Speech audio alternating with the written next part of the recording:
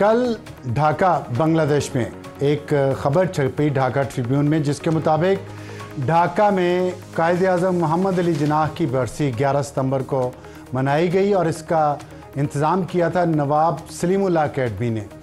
और ये इसलिए बहुत एक सिग्निफिकेंट इवेंट है बरे सगीर की तारीख़ में कि नवाब सलीमुल्लाह अकेडमी नवाब सलीमुल्लाह के नाम पे है। और नवाब सलीमुल्लाह वो शख्स हैं जिन्होंने ऑल इंडिया मुस्लिम लीग की बुनियाद रखी 1906 में।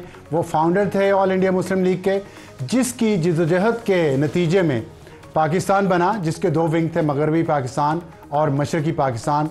और मशरक़ी पाकिस्तान 1971 में बांग्लादेश बन गया।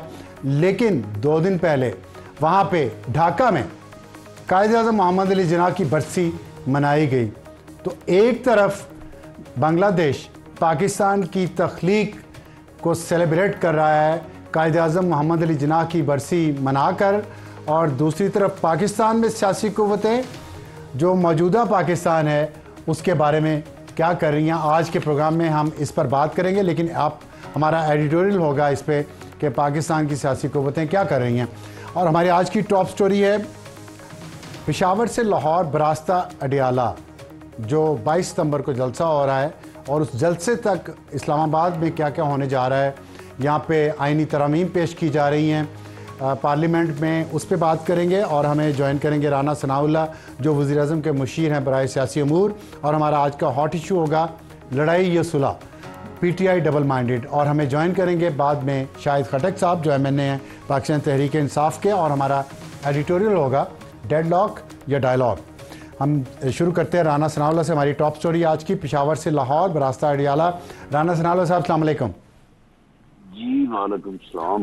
राना साहब, पहले तो ये बताइएगा, क्या आपके पास आइनी तरमीम के लिए नंबर्स पूरे हो गए हैं? क्योंकि ज़राए से खबरें आ रही हैं कि कौमी असम्बली में भी और सेनेट में भी आपको और आपके इत्तेहादियों को 2/3 अक्सरियत हासिल हो गई है। क्या ये खबर दुरुस्त है? देखिए, ये खबर जो है, मैं तो अपनी पार्टी के मेंबरान की हद तक ये कह सकता हूँ कि हमारी जो नंबर है PMLN की, वो अल्लाह के फजल से पूरी है। और लोग जो है वो आज भी अजलास अटेंड हुआ है, कल भी होगा। बाकी जो जमातें हैं वो अपनी पार्लियामानी पार्टीज में, अपनी लीडरशिप में जो है वो उनकी स्वाबदीद है या उनका प्रोगेटिव है कि वो उस बारे में क्या राय रखते हैं या क्या उनका जो है वो इस बारे में अपना नुक्ता नज़र है। तो आईनी तरमीम जो है हो तो सकती है और पार्लियामेंट जो है वो कॉम्पिटेंट है, लेकिन उसके लिए नंबर जो है वो 2/3 चाहिए। देखें, जो हमारी कैलकुलेशन है जो ऊपर नीचे हो सकती हैं थोड़ी सी, उसमें यह है कि हुकूमत को 2/3 अक्सरियत के लिए 9 सेनेटर्स चाहिए और 13 MNAs चाहिए।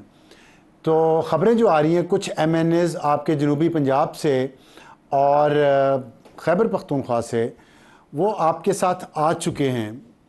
तो मौलाना फजल रहमान साहब किधर खड़े हैं? क्योंकि अभी भी उन्होंने जो कल तकरीर की है, लेकिन आज उन्होंने जो कुछ कहा है, उन्होंने कहा कि अगर हमारी इस्लाहात, जो हम अदलिया की इस्लाहात चाहते हैं, अगर वो मानी गई तो हम सपोर्ट करेंगे।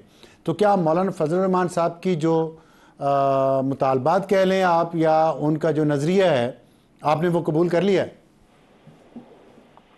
नहीं, देखिए, मौलाना फजल रहमान साहब जो हैं वो एक बड़े ही दाना और जिसे कहते हैं कि मंजे हुए जो है वो सियासतदान हैं। और हमेशा उनका नुक्ता नज़र जो है वो पॉजिटिव होता है। तो इसलिए मौलाना साहब के मुतल्लिक़ तो मैं इससे पहले भी कई बार कह चुका हूँ कि बेशक वो इस वक्त अपोजिशन में है। उन्होंने कल भी इस बात को बड़ा वाज़ेह तौर पे कहा कि मैं अपोजिशन में हूँ, लेकिन अपोजिशन से मुराद वो नहीं होता जो PTI कर रही है। PTI तो गवर्नमेंट में हो तब भी, अपोजिशन में तब भी, उसका तो ये काम है कि नफरत और जो है वो अफरा तफरी और दूसरों को जो है वो पिछाड़ना, गालियाँ देना। तो इसका नाम अपोजिशन नहीं है। अपोजिशन जो है वो इस चीज़ का नाम है कि गवर्नमेंट के ऊपर जो है वो तनकीद भी करे लेकिन गवर्नमेंट अगर कोई बेहतर काम करने जा रही है तो उसकी जो है वो तायद करे, उसको सपोर्ट करे। तो मौलाना से हमारी हमेशा ये तवक्को रही है और आइंदा भी रहेगी कि जहाँ पे गवर्नमेंट उनकी नज़र में दुरुस्त काम नहीं कर रही होगी वो एक अपोजिशन का किरदार अदा करेंगे और वो तनकीद करेंगे। लेकिन जहाँ कहीं गवर्नमेंट सही काम कर रही है तो वहाँ पे भी वो अपोजिशन का किरदार अदा करेंगे या अपोजिशन में होके अच्छे काम की जो है वो तायद भी ठीक है, करेंगे। आपने तो पीटीआई के तर्ज सियासत का 22 सितंबर को कहने जलसा होगा। खान साहब ने आज भी कहा है कि एनओसी दें या ना दें, हम 22 सितंबर को लाहौर में जलसा करेंगे। और उन्होंने माजरत भी नहीं की जो कुछ गंडापुर ने कहा है, और गंडापुर ने भी माजरत नहीं की। तो क्या आपने कहा था, आपने ये कहा था गंडापुर से कि आप अटक का पुल पार करके दिखाओ, तो अभी भी वही पोजीशन है, आप अटक का पुल पार नहीं करने देंगे, जलसा नहीं करने देंगे 22 सितंबर को उनको लाहौर में?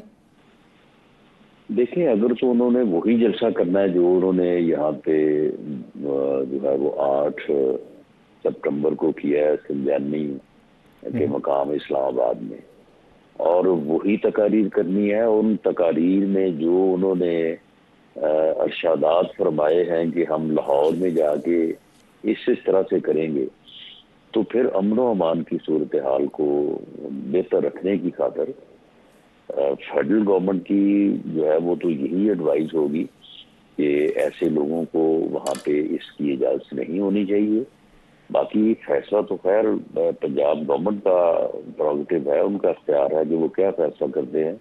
लेकिन अगर ये साहब जो हैं ये अडयाला जेल के ऊपर अडयाला जेल तोड़ के मानी पीटीआई को रिहा करने के लिए आए या दूसरे लफ्जों में लाहौर फतह करने के लिए जो है वो यहाँ से चलें, तो फिर पंजाब गवर्नमेंट को उन्हें उसी मकाम पे रोकना चाहिए जहाँ से पंजाब में उनकी जुरिस्डिक्शन है। अच्छा, तो क्योंकि केपी के तो वो चीफ मिनिस्टर हैं, वहाँ पे तो वो खुद को रोकेंगे नहीं, लेकिन पंजाब हुकूमत को जो है वो बजाय इसके कि वो एक ऐसे यानी मकाम पे ये वायलेशन पहुंचे कि इसको रोकने से जो है वो ज्यादा खराबी हो, तो इसे नफ दी इवल इन दी बड वाली बात है। लेकिन आपने अभी जो कहा है कि अमन व अमान कायम करने के लिए अगर रोकना पड़ा तो रोकेंगे, अगर आप रोकेंगे ताकत के जरिए तो अमन व अमान तो कायम नहीं रहेगा।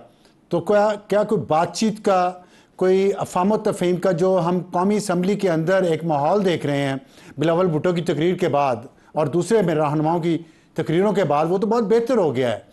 तो आप नहीं समझते कि कोई इस तरीके से भी रोका जा सकता है कि वो ऐसी ज़ुबान इस्तेमाल ना करें, और जो उसके बाद वो इक़दामात कर रहे हैं जिसमें वो कह रहे हैं सूबा डायरेक्टली अफ़गानिस्तान के साथ मुज़ाकरात करेगा, तो इस पर कोई अमन व अमान के ज़रिए बेहतर तरीके से नहीं हल हो सकता?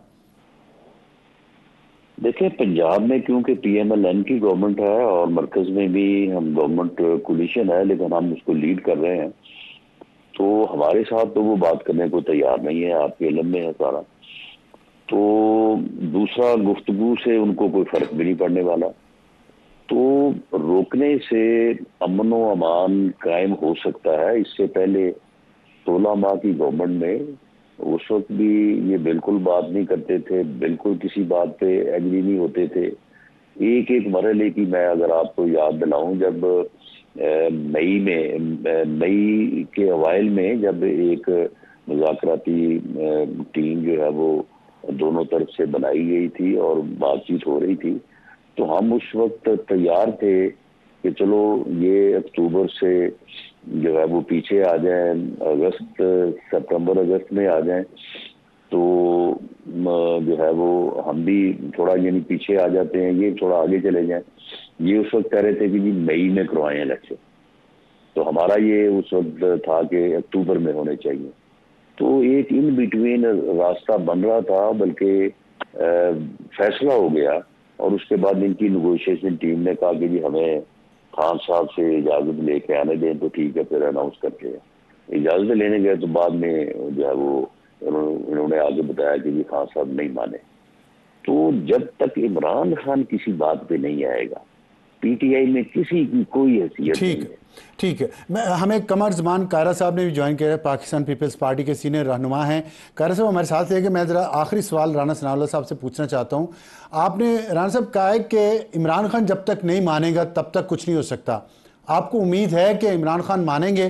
क्योंकि वो तो ये कह रहे थे पहले कि मैं सिर्फ इस्टेब्लिशमेंट से बात करूंगा, इन लोगों से, पीपल्स पार्टी से और नून लीग से बात नहीं करूंगा। अब तो वो कह रहे हैं मैं इस्टेब्लिशमेंट से भी बात नहीं करूंगा। तो कोई मानने की उनकी पॉसिबिलिटी रह गई है? नहीं, मैं तो ये पिछले 2 साल से कहता आ रहा हूँ कि ये आदमी एक फितना है। ये इस मुल्क में अनारकी और अफरा तफरी चाहता है।